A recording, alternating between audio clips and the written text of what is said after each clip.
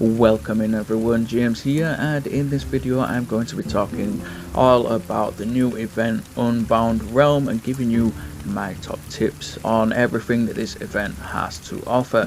It started last week on Thursday, which was a little bit weird to be starting on a Thursday, but the portal did open on a Thursday and it is due to open again tomorrow on Thursday, so that means an extra day's worth of portals each weekend, which is not a bad thing. I quite like it. It takes away from everything being packed into the weekends a little bit more, and I'm definitely a fan of that. Now, if you haven't been in the game to check out this event yet, it has two new heroes. There's the new hunter hero Freya. She is a rage gain hero and she has cleanse on her base power and it charges in 3 moves, which is fantastic.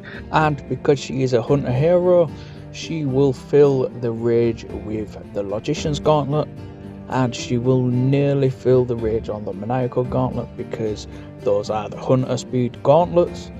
The Maniacal will just need a punch to top it off and then it will be full. And she is strong versus Golem, and her rage distributes as well, which the hunters really needed a distributor hero to use against guild bosses and stuff like that, because their strongest distributor today was Delphinia and she's blue, so it didn't stack up that much. So it's definitely good that they have another option for guild bosses now.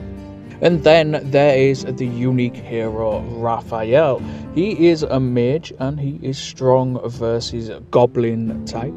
And this one is kind of based around PvE. The rage is damage to all enemies, which makes a change because nearly all of the mages are distributed, and it will delay all of the enemies' powers on the field as well. His base power will hit in a cone shape, so it will hit the enemy in front of you on the front row. It will hit up to 2 enemies on the back row as well, and it gives you fury, which can be useful in a lot of situations. Fury will increase your weapon damage. As far as PvE goes though, the mage class already has Azar and Dokio, and if you have those two at max stars, that is an incredibly powerful combo for PvE, so I'm not really sure you would swap out either of those to use him in a lot of PvE situations, especially where you're punching above your weight. Maybe you're fighting in the Expert Rift or something. Azar and Dokio will still be the best combo to take if you are playing the mage class. This hero's most notable feature is his max star perk, which will give other mage heroes plus 30% chance to crit. So if you pair this with max star Balendu, who has plus 50% chance to crit versus golem enemies against Avatar of Ocean or any other golem type boss, you will have plus 80% chance to crit with Balendu, and then whatever library boost you have as well. I think the scores on the guild bosses are about to get stupidly high with this combo in the game. And now let's get into some gameplay from this event. First thing I'm going to talk about is the roaming monsters. The new roaming monster, Apprentice Kano, it can be quite tough, and I quite like that, to be honest, but if you have him in Atlantica, it can be quite tough. And the thing about roaming monsters is the tasks that they have. If you want to get loot from these roaming monsters, you have to follow the tasks, and what that means is you cannot bring your best build, you cannot bring your best everything and beat these ones easily. You have to bring like a weird gauntlet or a weird hero or a weird weapon, and it can throw you off a little bit, so it can make these a little bit more difficult. In the stage there will be the trolls that put acid on you, so I'm equipping some resist charms here. There's 2 acid resist and 2 poison resist in that piece of armor there. And what makes Apprentice Kano difficult is that he comes with a perma buff of haste. That will make him attack 4 times every time he gets a turn, and that will charge his power quicker, and then his power will put haste on all of the rest of the enemies. So the best thing to do really is to stop him using that power, either kill him before he gets it off, or delay him, or freeze him.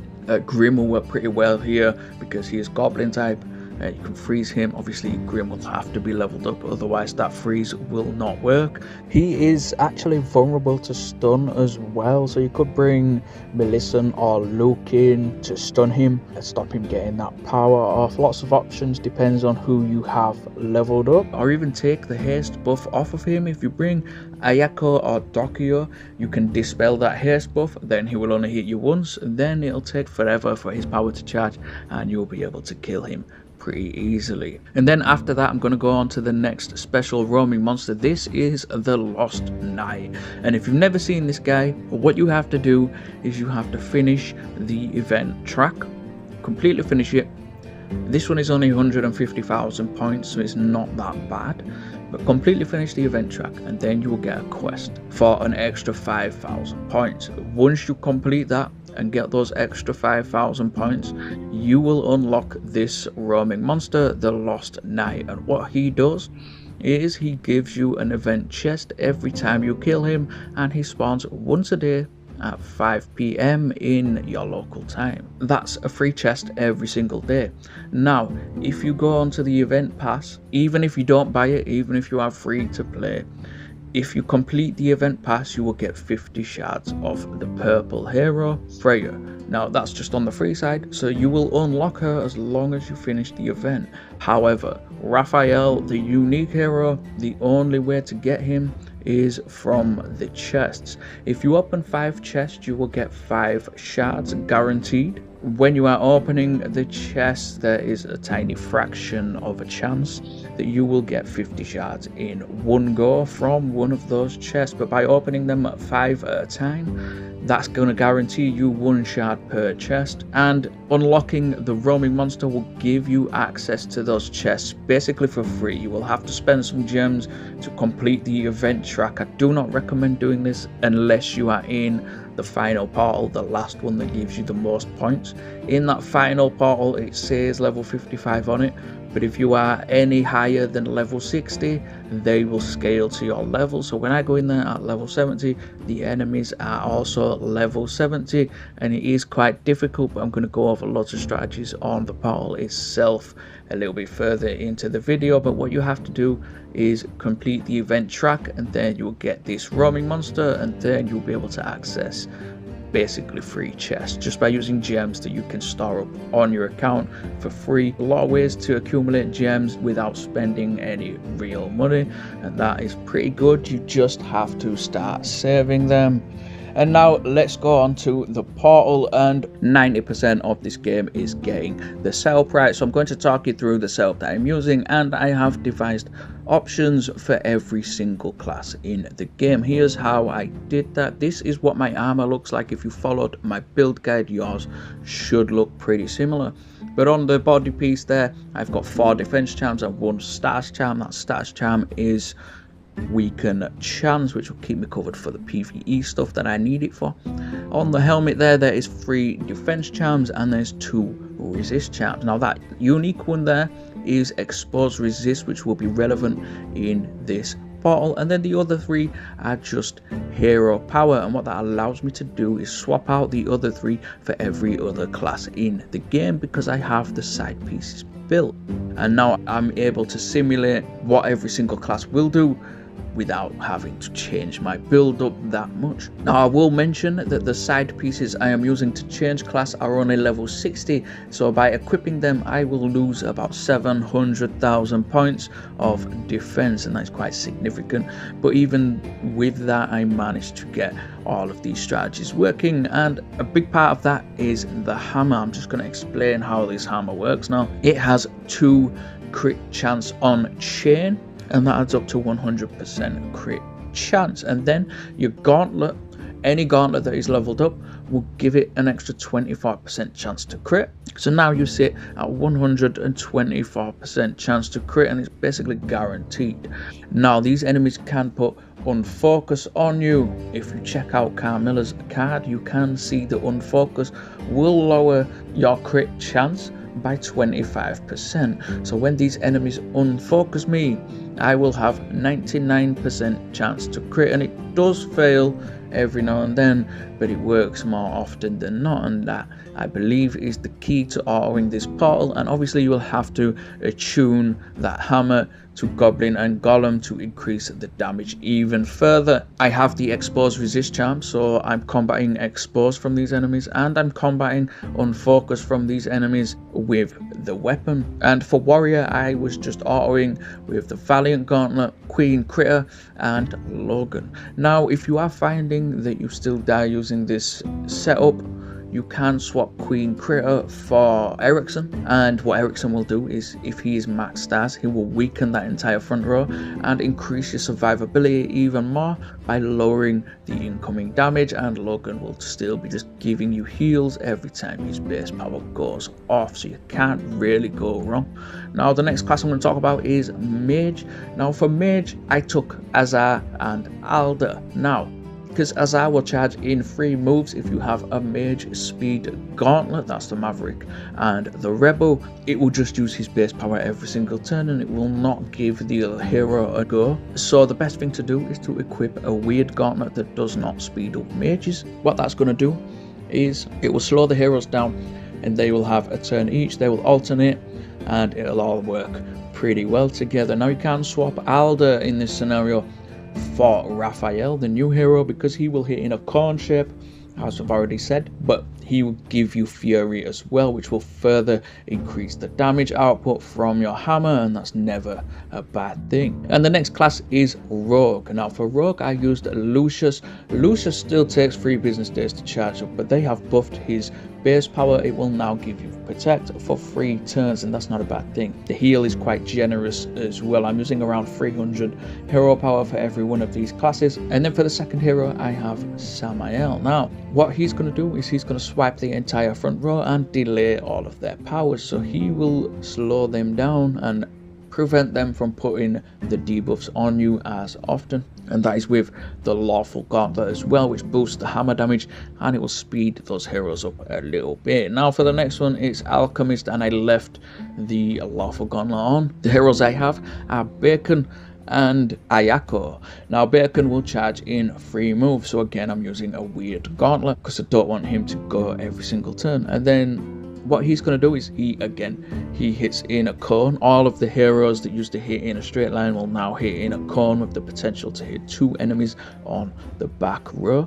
That is Tara, Victor, Aaron for example as well. Tara is really good now. And then Ayako is going to, she can steal their buffs, she can take their buffs off of them, and she will give you heals as well from using her base power. And if you are ever in danger, you can stop autoing and just rage Ayako. That will, if she is max stars, that will weaken the entire field and it will stun them as well, so it will give you a lot of room to heal up and do what you need to do, or just get through this round and into the next one, so you can rage again, or whatever it is, whatever the scenario is. There's a lot of options for movement in there because you can always stop auto and then just fire off a rage to heal up. And finally we have Hunter. Now for Hunter class, I would recommend Freya and Caliban. Now my Caliban is not leveled up, so I took Lanasa, but then I did what I've just been telling you not to do, and I took the Logician's Gauntlet, so Lanasa didn't even really get a turn. It just used Freya's base power more often, but that meant that I was getting heals, I was getting cleanse every turn as well, which was cleaning those debuffs off of me and allowing me to hit the enemies at full power every turn, and it worked really well. Now the reason I suggest Caliban is because he will hit the back row, he will inflict weaken as well, which further increases your survivability, and if you ever need a heal, you can stop auto and you can rage Caliban, you'll get a big heal. He will heal you more per enemy on the field, so if the field is full, he will heal you even more, and he's strong versus armor as well, so he's definitely a good one to use when you first go into a new round and they all have full health. Just rage Caliban, you'll get massive heal. And yeah, those are my suggestions for autoing. Again, 90% of it is in the build, it's in the setup, and it's in the weapon. If you have all that stuff ready to go, then use it and let me know how you get on.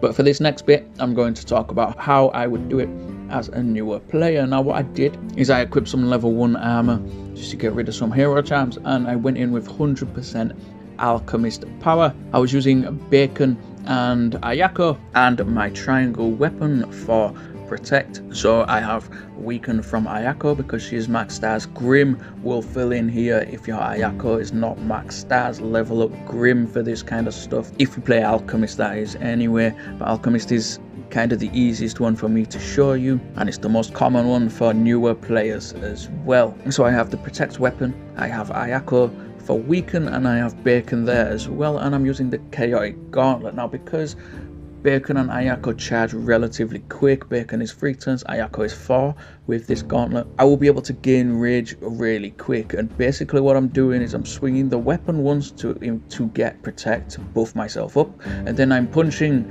to gain rage, and using the hero powers Bacon will attack in a cone and delay every enemy in that cone, so he can stop them using their powers and debuffing you.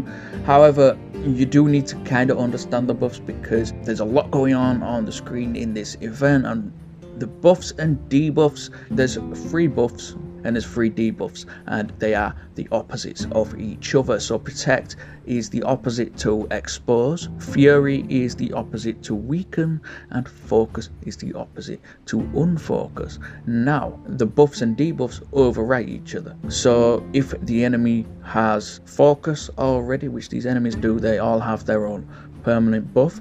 If the enemy has focus and then you inflict unfocus, now their focus is cancelled out and now they have unfocus, and it's always the last one cast. The icons will show that they are both active, but if you cast the unfocus after they got focus, then the unfocus is in play and now they are unfocused. They do not interact with each other, they don't cancel each other out, they just overwrite each other. So if you understand that, then you will be able to understand what is happening on the field a lot better. So if they all have fury and then you weaken them, now they're all weakened. If you put protect on yourself, that is 70% damage reduction. Now this can get a little bit messed up because if you leave the game, it will pause itself, and if you pause at any point, it can mess up the icons, and the icons will kind of freeze a little bit and it will be hard to see what's happening. So I wouldn't recommend pausing it or leaving the game, but if you are confident in what you're doing and you can just reapply all of the debuffs over their buffs, then you'll be fine. But this setup with the Alchemist works incredibly well. Now I'm using Bacon to delay all the enemies, that is incredibly helpful, but Ayako will stun them as well. That's a mass stun, she will stun the entire field, so that again, that kind of works like delay. So you can swap Bacon for Grim. If your Ayako is not max stars, you can bring Grim as well, and then Grim will bring weaken and freeze. You can bring Millicent if you want instead of Bacon because her base power will stun. Charges up incredibly fast, so it allows you to gain rage with the chaotic gauntlet, which the rage will go up when you use any kind of power, any base power or rage power that will give you rage for the chaotic gauntlet. And Millicent will poison the entire field as well, which can work pretty well in this portal. So there's lots of options just inside the Alchemist class, and every other class, doesn't matter what class you play, every other class will have similar options. You'll just have to get into it and have a think about it. And if you don't know what to do, let me know in the comments what class you are playing, and I will give you my suggestion based on what class you are. But that is it from me. These are my top tips for Unbound Realm. Subscribe to the channel if you haven't already. I have been James Beyond 9. Good luck out there.